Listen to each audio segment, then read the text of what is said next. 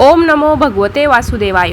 Hi hello नमस्कार, स्वागत आहे तुमचं नाशिककर कोमल या मराठमोळ्या यूट्यूब चॅनलवर. मंडळी, सध्या अधिक मास सुरू आहे. आपल्या सनातन हिंदू धर्मामध्ये पौर्णिमा तिथी अत्यंत पवित्र आणि आध्यात्मिकदृष्ट्या फळ देणारी आपण मानतो. तर हा जो दिवस असतो तो दिवस विशेषतः भगवान श्री हरी विष्णू आणि माता लक्ष्मीच्या पूजेसाठी खूप शुभ मानला जातो. तर आता जी येणारी पौर्णिमा आहे ती अधिक मासातील पौर्णिमा असणार आहे, पुरुषोत्तम मासातील पौर्णिमा असणार आहे. जेव्हा पौर्णिमा तिथी पुरुषोत्तम मासात म्हणजे अधिक मासात येते तेव्हा तिचे महत्त्व अधिक पटीने वाढते, कारण अधिक महिन्याचे अधिपतीच भगवान श्री हरी विष्णू असतात. अधिक मास साधारणतः 3 वर्षातून एकदा येतो आणि 3 वर्षातून एकदा येणारा हा दुर्मिळ योग भक्ती, दानधर्म, साधना आणि आत्मिक प्रगतीची एक उत्तम संधी घेऊन येत असतो.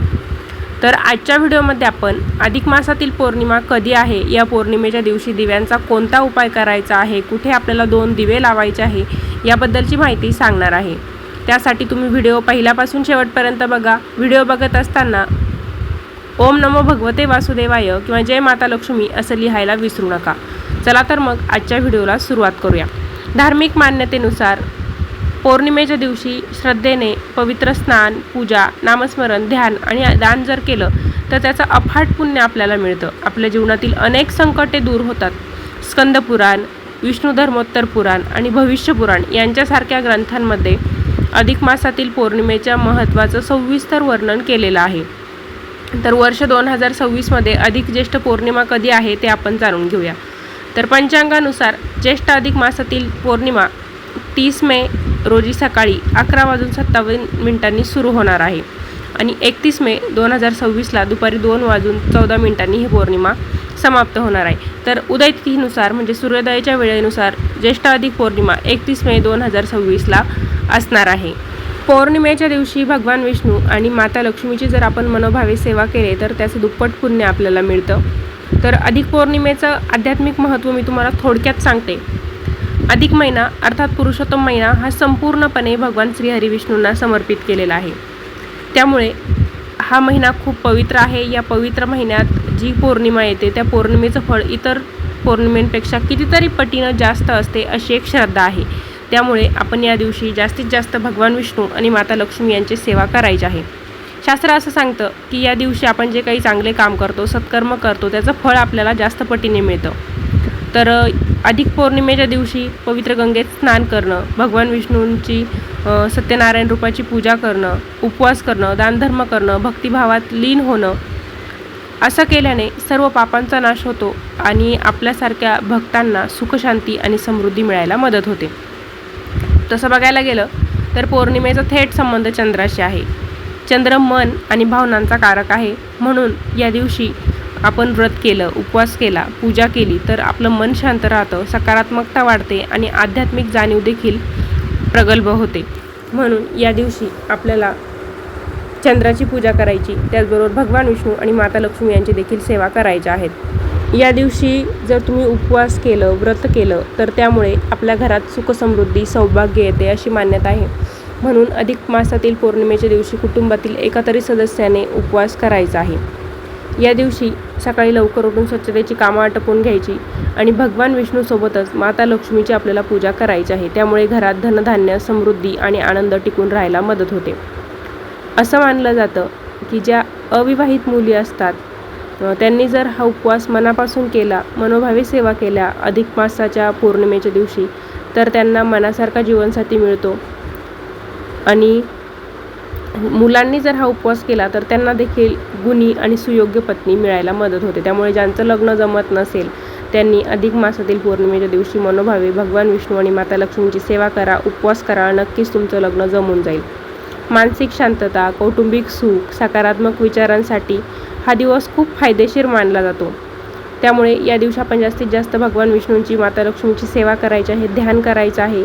कारण आपण जेवढी भक्ती करणार त्याच्यामुळे आपलं मन शुद्ध होईल आणि आध्यात्मिक प्रगतीचा मार्ग देखील मोकळा होईल. या दिवशी सकाळीच आपल्याला 2 दिवे लावायचे आहे पौर्णिमेच्या दिवशी. त्यासाठी सकाळी लवकर उठून घ्यायचे.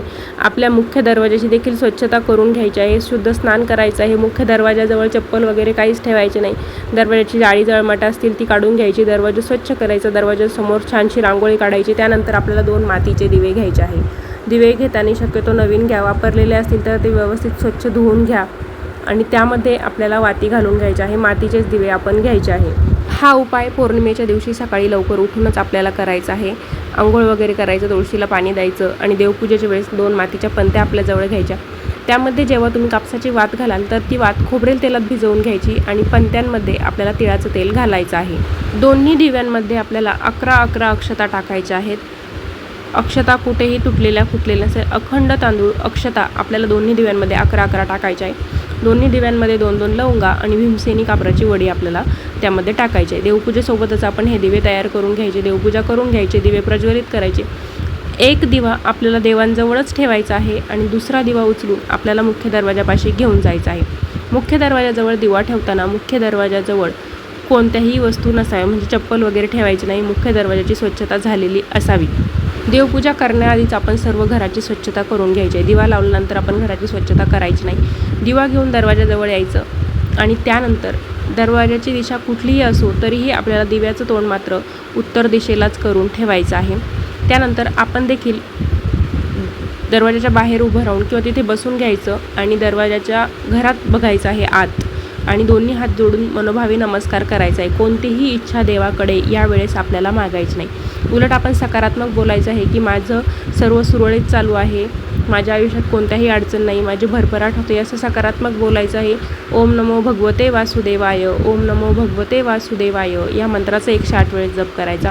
त्याचबरोबर जय माता लक्ष्मी, जय माता लक्ष्मी या मंत्राचा 108 वेळेस जमा करायचा. मनोभावे नमस्कार करायचा आणि मग आपण घरामध्ये जायचं आहे. हा उपाय आपण कोणत्याही पौर्णिमेच्या दिवशी करू शकता, पण अधिक मासातील पौर्णिमेला हा जर उपाय आपण केला तर त्यामुळे आपल्या घरात सुखसमृद्धी लवकर येते. माता लक्ष्मी देखील आपल्यावर प्रसन्न राहते. अधिक मासातील पौर्णिमा म्हणजे खूप महत्त्वाची पौर्णिमा आहे. त्यामुळे न चुकता या दिवशी आपण हा उपाय नक्की करून बघायचा आहे. या दिवशी तुम्हाला काही विशेष सेवा करायची असेल तर भगवान श्रीहरी विष्णूंच्या मूर्तीला तुम्ही केशरयुक्त दुधाने अभिषेक घाला. माता लक्ष्मीच्या मूर्तीला केशरयुक्त दुधाने अभिषेक घाला. यामुळे भगवान श्रीहरी विष्णू माता लक्ष्मी प्रसन्न होतात आणि आपल्या घरात सुखसमृद्धी ऐश्वर्य टिकून ठेवायला ते मदत करत असतात. पौर्णिमेच्या दिवशी दिवसभर ओम नमो भगवते वासुदेवाय, ओम नमो भगवते वासुदेवाय या मंत्राचा जप आपण करायचा आहे. उपवास करायचा आहे. संध्याकाळी हा उपवास तुम्ही सोडू शकता. फलाहार उपवासाचे पदार्थ खाऊन हा उपवास करू शकता. पौर्णिमेच्या दिवशी माता लक्ष्मीची देखील आपण जास्तीत जास्त सेवा करायची आहेत. माता लक्ष्मीला खिरेचा नैवेद्य अर्पण करायचा आहे. त्याचबरोबर भगवान श्रीहरी विष्णूंना पिवळ्या रंगाची मिठाई किंवा पिवळ्या रंगाचा नैवेद्य आपण अर्पण करा. पिवळ्या रंगाची फळे अर्पण करा, फुले अर्पण करा. त्यामुळे आपल्या आयुष्यात जर पैशांच्या काही समस्या असतील तर त्या दूर होतील आणि लवकरात लवकर आपल्या घरात माता लक्ष्मी आनंदानं वास करील. कोणत्याही प्रकारच्या पैशांच्या समस्यामध्ये आपल्या घरामध्ये राहणार नाही. अधिक मासातील पौर्णिमेच्या दिवशी तुम्ही भगवान श्रीहरी विष्णूंची सत्यनारायण रूपाची देखील पूजा करू शकता. भगवान श्रीहरी विष्णूंच्या आपण जास्तीत जास्त सेवा करायच्या आहे. तर अधिक मासात आपण कोणत्या कोणत्या भगवान श्रीहरी विष्णूंच्या सेवा करू शकतो याबद्दलची सविस्तर माहिती मी तुम्हाला या अगोदर एका व्हिडिओत सांगितलेली आहे. चॅनलला व्हिजिट करून तुम्ही तो व्हिडिओ बघू शकता. तर मंडळी, अशा पद्धतीने आजच्या व्हिडिओमध्ये आपण अधिक मासातील पौर्णिमा कधी आहे, या दिवशी दिव्यांचा कोणता उपाय करायचा ते जाणून घेतलेला आहे. व्हिडिओ आवडला असेल तर लाईक करा, शेअर करा. चॅनलला अजून सबस्क्राईब केलं नसेल तर धार्मिक, आध्यात्मिक तसेच सणावारांचे व्हिडिओ बघण्यासाठी नाशिककर कोमल या मराठमोळ्या यूट्यूब चॅनलला सबस्क्राईब करायला विसरू नका. पुन्हा भेटूया अशाच एका नवीन व्हिडिओसोबत. माता लक्ष्मी आणि भगवान श्रीहरी विष्णू तुम्हा सर्वांच्या इच्छा पूर्ण करो अशी त्यांची चरणी प्रार्थना करते. धन्यवाद.